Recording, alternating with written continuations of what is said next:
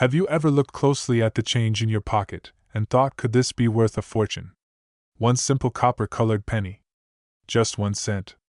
But what if I told you that a 1981 Lincoln cent, yes, that tiny coin with Abraham Lincoln's face, could be worth not just $1, not even 100 or 1,000, but a staggering $170 million? It sounds impossible, right? But today, we're diving deep into the mystery, the history, the facts, and the theories that make this penny one of the most intriguing stories in the world of rare coins. Segment 1: The history behind the Lincoln cent. Let's go back in time. The Lincoln cent was first introduced in 1909 to commemorate the 100th birthday of the 16th President of the United States, Abraham Lincoln. It was the first U.S. coin to feature a real person, and it replaced the Indian head cent that had circulated for 50 years. The coin's design was created by Victor David Brenner, a sculptor with a deep respect for Lincoln's legacy. His initials VDB appear subtly on many versions of the coin. The obverse, or front side, features Lincoln's bust. From 1909 to 1958, the reverse showed 2 wheat ears, known as the wheat penny. Then in 1959, the United States Mint changed the reverse to feature the Lincoln Memorial in honor of Lincoln's 150th birthday. That design remained in use until 2008. The 1981 Lincoln Memorial cent falls right into the heart of this era. It was a year full of significance for the penny. In fact, 1981 was the final full year the U.S. Mint used the traditional 95% copper composition before transitioning to a copper-coated zinc coin in 1982 due to rising metal costs. And this is where things begin to get interesting. Segment 2: Minting specifics and rarity. In 1981, the United States Mint produced the Lincoln cent at 3 facilities: Philadelphia, Denver, and San Francisco. The Philadelphia Mint produced over 7.4 billion coins. Denver contributed around 5.3 billion more. San Francisco added a little over 4 million proof coins struck with extra care for collectors. Now those are huge numbers. So how can a coin minted by the billions become rare, let alone insanely valuable?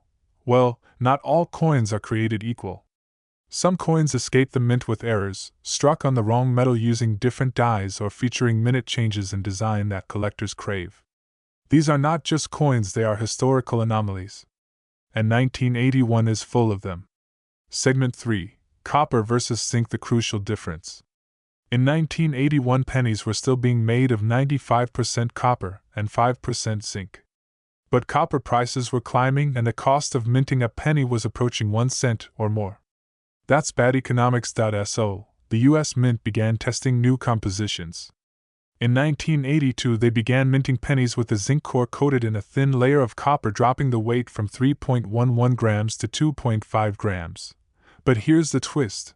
Some coin experts believe experimental copper-coated zinc planchets may have been used during late 1981. That opens the door for ultra-rare transitional errors. If a 1981 penny was struck on a zinc planchet before it was officially adopted, that would make it one of the rarest coins in existence. And potentially worth millions. Segment 4: Rare mint errors and types. To truly understand the potential of a 1981 penny being worth up to $170 million, we need to understand coin errors and varieties. Some of the most valuable coins in the world are not perfect, they're flawed. Let's explore the kinds of errors that can skyrocket a penny's value. First, there are doubled dies. This occurs when the coin die itself is struck twice during preparation. The result: Lincoln's features or the letters appear doubled. Some doubled dies from other years have sold for tens of thousands. Next, the off-center strike. This happens when the coin blank, or planchet, isn't properly aligned with the die.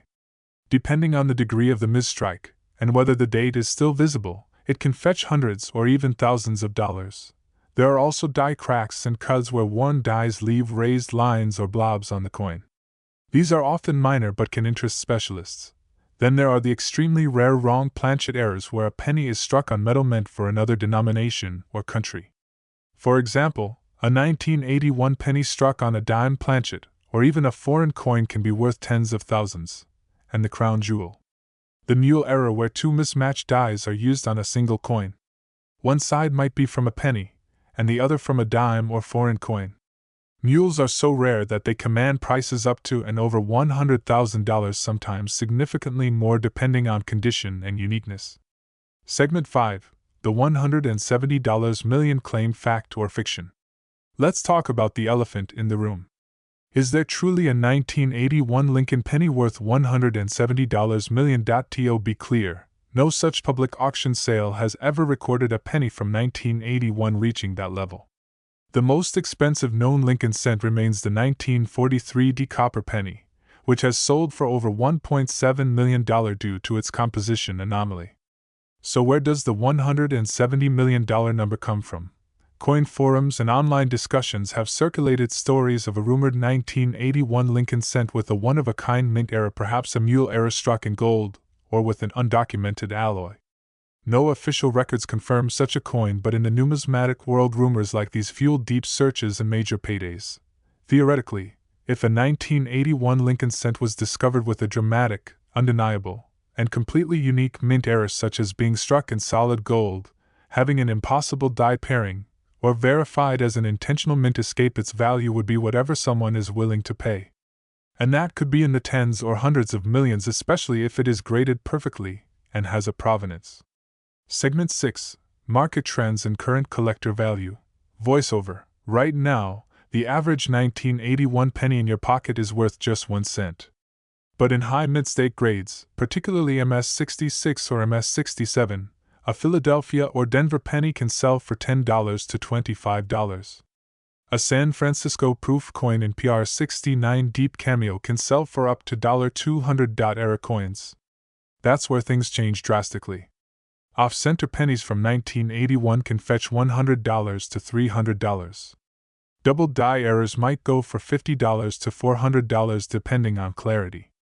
A major mule error or wrong planchet could easily sell for 5 figures. But as collector demand rises and as the number of high-grade full copper coins diminishes, the value will only climb.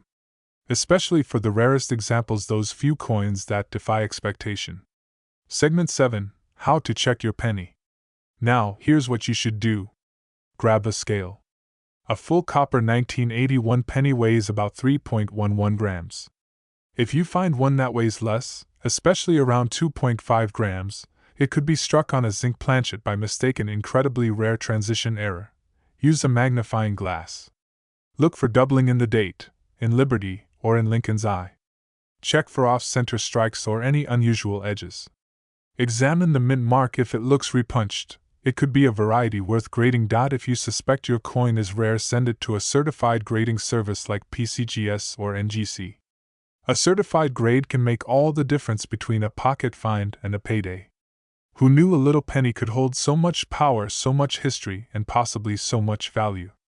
The 1981 Lincoln cent is more than just spare change, it's a window into America's minting past, and perhaps a key to a future fortune. So check your change, look carefully, and never underestimate the power of a penny. Thank you for watching. Like and subscribe for more rare coin deep dives, hidden treasures, and real stories from the world of numismatics. Leave a comment if you've ever found a rare coin or have questions about your own collection. Who knows? You might be holding the next $1 million penny.